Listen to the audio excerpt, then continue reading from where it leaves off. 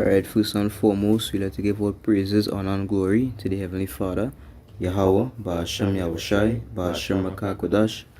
The honors to the apostles and the elders that do rule over our great millstone. Peace and salutation to Yakim out there pushing his gospel in sincerity and truth. Say shalom to you, humble and sincere sisters out there as well. It is two of the brothers, me James Strand Camp, come to push, the true doctrine, the words of Yahweh Ba'ashem Yahushai.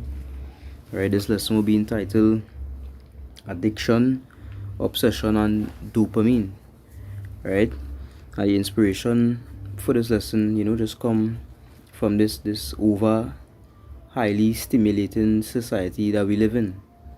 It is very easy to become addicted to certain things. Right? To the fact that there's steroids and fluoride in the water. It have the foods that we eat filled with sugar. All the drugs that be pushed in this not just the Israel's community, but all nations, all the drugs that be pushed, right? All movies, series, everything in the society was created for you to become addicted to it, to keep you distracted. That's why somebody could literally sit down and watch out a whole series. Like, you could sit down for a whole day, eat, drink anything, move, and just beat a series whole day. That is not a normal human thing. Something's occurring in your brain that have you addicted, that have you trapped almost, forcing you to sit and watch or partake in whatever you're doing. And the key hormone to that is dopamine. Alright, let me just spawn this quick. Never, ever go out after dark. Alright, this is dopamine. Dopamine is a neurotransmitter made in your brain. It plays a role as a reward center and in many body functions, including memory, movement, motivation, mood, attention, and more. High or low dopamine levels are associated with diseases including Parkinson's disease, restless leg syndrome, and attention deficit hyperactive disorder. Right. It says, what's the role of dopamine in my body? Dopamine plays a role in many body functions. As a neurotransmitter, dopamine is involved in movement, memory, pleasurable, reward and motivation, behavior and cognition, attention, sleep, and arousal, right? Sexual arousal, mood, learning, and lactation. Let's see. How might I feel if I have the right amount of dopamine? Happy, motivated, alert, and focused. How might I feel if I have a low dopamine level? It's tired, unmotivated, unhappy, memory loss, mood swings, sleep problems, concentration problems, and a low sex drive. Right, so how dopamine does work? If like food, you smell something cooking, your body would send that dopamine to different neuroreceptors or neurotransmitters in your brain, and your body would give you an inclination and motivate you to go and see what's smelling like that. So the dopamine itself is not what does make you feel good. It does give you the motivation to go after a specific pleasure.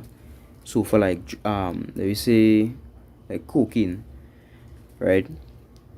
When you see it, like addict when they see it, or they are around it, their body gonna force them almost, and force them and get them a motivation to go and get it. That is why you see these drug addicts, they literally would steal from their own parents.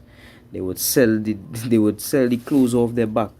They would do anything that they could possibly do to get that stimulus, because it does flood the brain with dopamine. It does flood the brain with endorphins. You understand? And the body doesn't be able to replicate that naturally. Right? So an addict would literally do anything at all. They would take a life just to get 10 minutes at our pleasure. Right? And Esau's entire system works like that, because you look at people that are obese, right? They know that their health is in danger. They know they are at risk. but that not gonna stop them from continuing to consume high caloric foods. You understand? And Esau is fully aware of what is going on, because scripture say Esau search it out. Esau know of the human body, the ins and the outs. Esau is fully aware of how our body works. That is why he could set up his plan the way he does. Sports is our next one, right? Watch how Jake does get on for sports. They become completely lost in it. It's become their will. And the main reason for all these things is to keep you distracted and keep you blinded from the truth of what's actually going on. Because you look at a drug addict, they're not conscious. You understand? They're alive, but they're not conscious. They're not aware of anything. Look at men who does abuse marijuana. Same thing. They're not here. You understand? They're not grounded in reality. They're floating off in the cloud some way. And that all I saw main thing to just keep you lost. Alright, I want to read the next piece here. It say how addiction affects dopamine. It say instead of a simple pleasurable surge of dopamine, many drugs of abuse such as opioids, cocaine or nicotine causes dopamine to flood the reward pathway 10 times more than a natural reward. The brain remembers this surge and associates it with the addictive substance. Addictions increase dopamine to such an extent that once the drug or the stimulus is gone, our body is unable to replicate the same amount of dopamine naturally. Right? So your body gonna continue to crave what it felt. That's why they tell you the first time you take a drug, when you go back to take it a second time, it does never feel the same. So your body can continue to crave that way it feel, and it would never get that, so you're going to continue to search for it, and that is basically what addiction is. Alright, so now we'll go to the etymology dictionary. Addict, it say to devote or give up oneself to a habit or occupation, to make over, to sell, to properly give one's assent to, but figuratively to devote, to consecrate, to sacrifice, to sell out, to betray, abandon, to declare. It is a yielding to impulse, and generally a bad one, right? So yielding to impulse is like holding your breath and trying not to breathe, and you know that feeling that is what addiction is. Or trying to ignore a part of your body that's scratching you, or fighting yourself to not swallow saliva. That is how deep it does become into your brain. That's how deep it does really go, to where you trying to stop and you cannot stop. You understand? Like you making a conscious decision to not do it, and you literally, as if it's impossible to stop. That is how deep it done go in your brain. It done transform your brain matter, because humans' brains is malleable. Even as adults, we brain could change shape, and if you keep indulging in a certain addiction or a certain loss, it will change the shape of your brain to where it will become like breathing. You know, wanna look up our next word, obsession.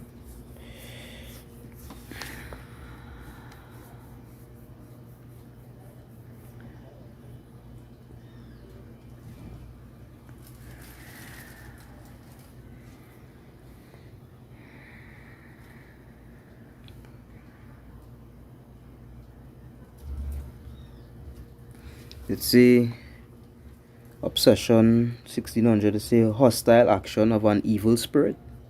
Alright, so that to show you these things is demons, and it explains itself. Hostile action of an evil spirit, like possession, but without the spirit actually inhabiting the body. Right? So these things is demons. It have demons behind all these addictions. It could be something innocent that lawful. But you see, these demons could work like that. They could make something innocent wicked real quick. You understand? And make it take all your time. It's a transferred sense of action of anything which engrosses the mind, an idea or image that intrudes on the mind of a person against his will. You understand? And that to show you the power of these spirits as well too. That you, it's not you wanting to think about it, you know. Them making you, them flustering your mind with them thoughts. So you'll be doing something most normal, and then all of a sudden you just get a thought, and that thought lead to our next thought, and before you know it, you're indulging in whatever your weakness is. And then you'll say, yeah, I'll stop. And then fast forward, they're gonna come. It will keep doing it over and over and over again, and like it have no stop. You know, because that's how the spirit is. Okay, so you could go to the scriptures now. If you could get the book of Romans chapter 7 verse 14, back sure. This is Romans chapter 7 verse 14. He said, wherefore, my brethren, ye also are become dead to the law by the body of Hamashiach, that he should be married to another, even to him who is raised from the dead, that we should bring forth fruit unto God. Romans 7, 14. 14. Yeah. So 14 to 17. Romans chapter 7 verse 14. He said, for we know that the law is spiritual, but I am carnal, sold under sin. For that which I do, I allow not. For what I would, that do I not. But what I hate, that I do. If then I do that which I would not, I consent unto the law, that is good. No, then it is no more that I do it, but sin that dwelleth in me.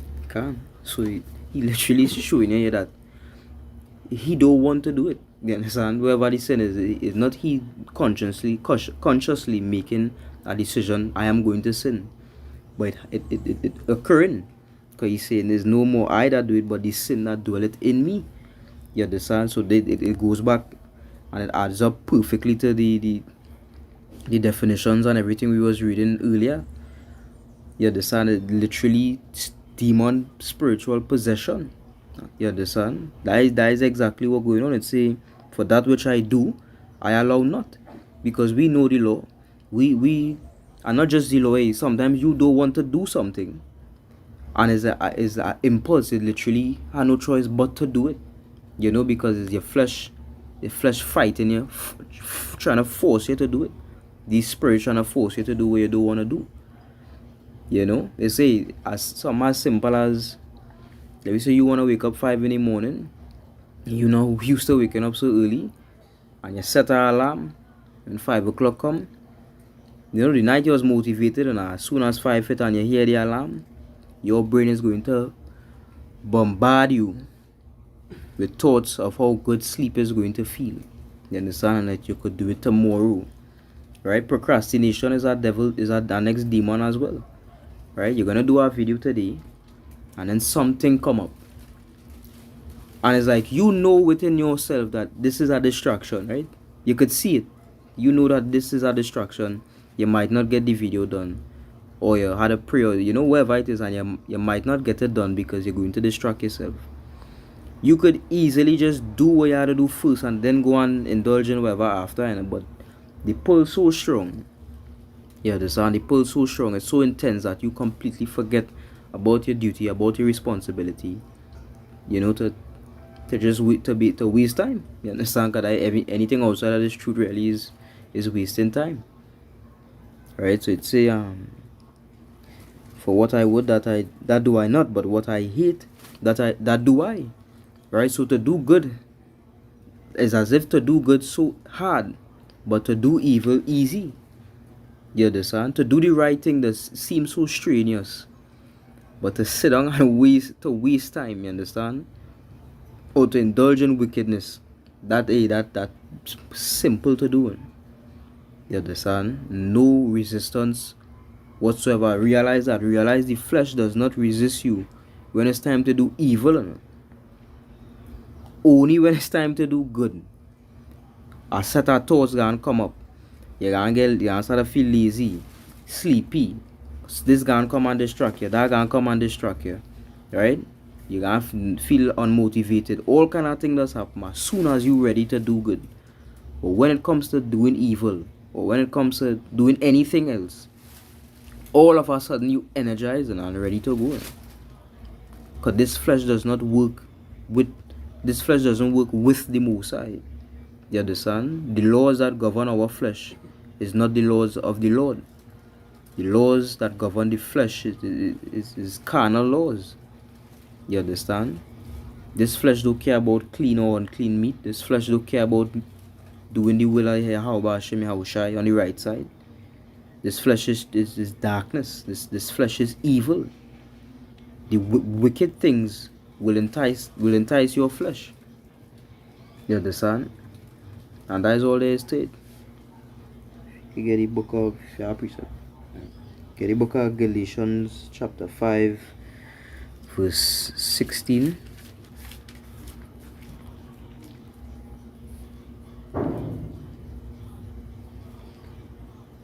Galatians chapter 5 verse 16 to 17. Yeah. He said, "This I say then, walk in the Spirit, and he shall not fulfill the lust of the flesh.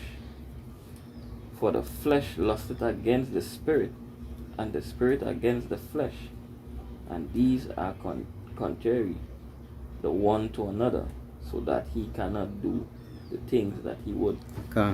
So again, it's saying that you can't do the things that you would, because you're trapped. You understand? You're bound in these bodies, right? So you can't really, the things that you set your mind to do is as if you're failing to accomplish it because there's something holding your back, which is what? This flesh.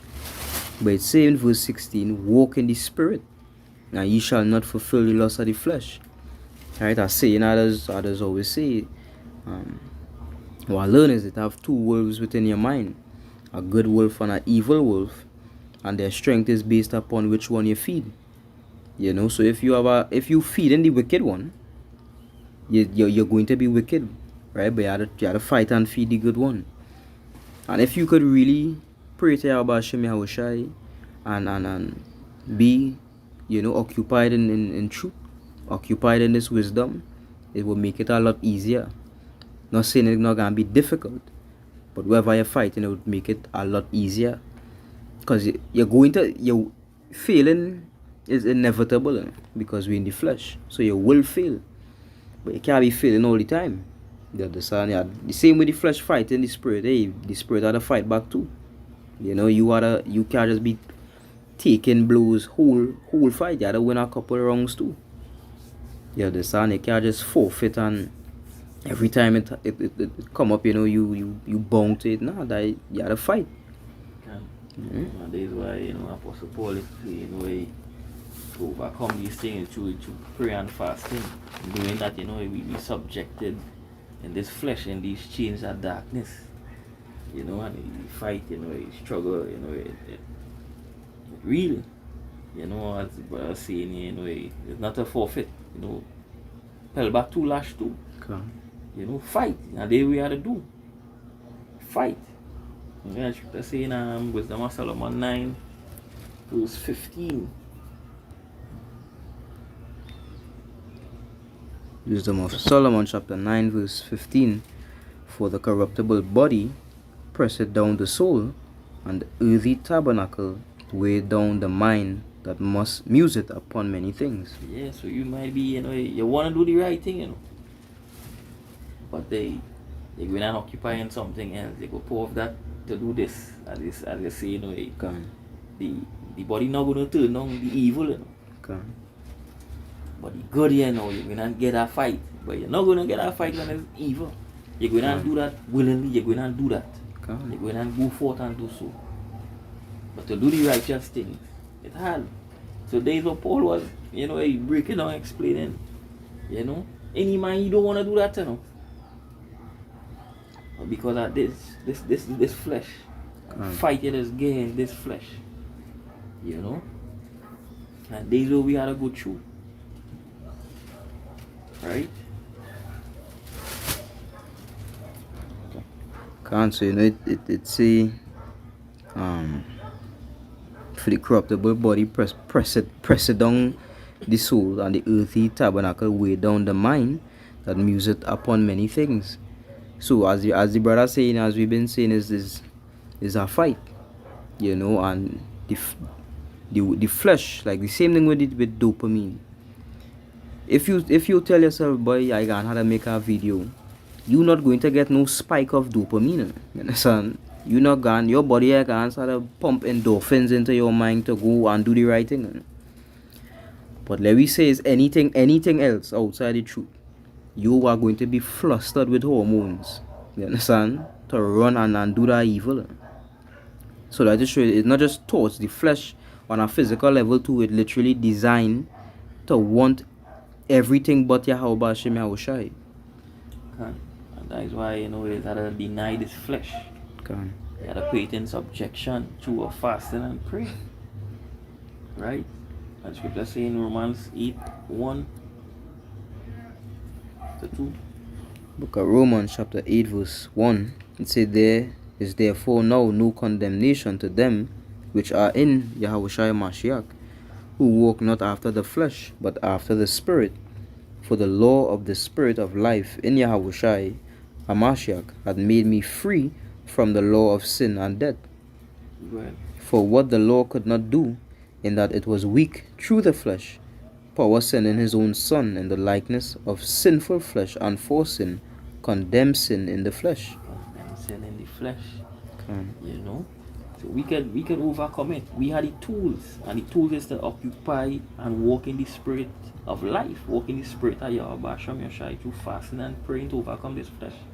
When you're fasting, you go hold back from sex, from food. All these things is demons, all these things is spirit, if I'm playing games, all these things, and you go be occupying with studies, searching all the scriptures, meditating upon the scriptures when you're fasting, thinking about upon your Hashem Yahshai. But by continuing practicing that, you're gonna grow and find a pattern, find a method that these things that the world I think I ain't saying it's not gonna be there, but you will be more stronger that you could overcome this, to overcome it.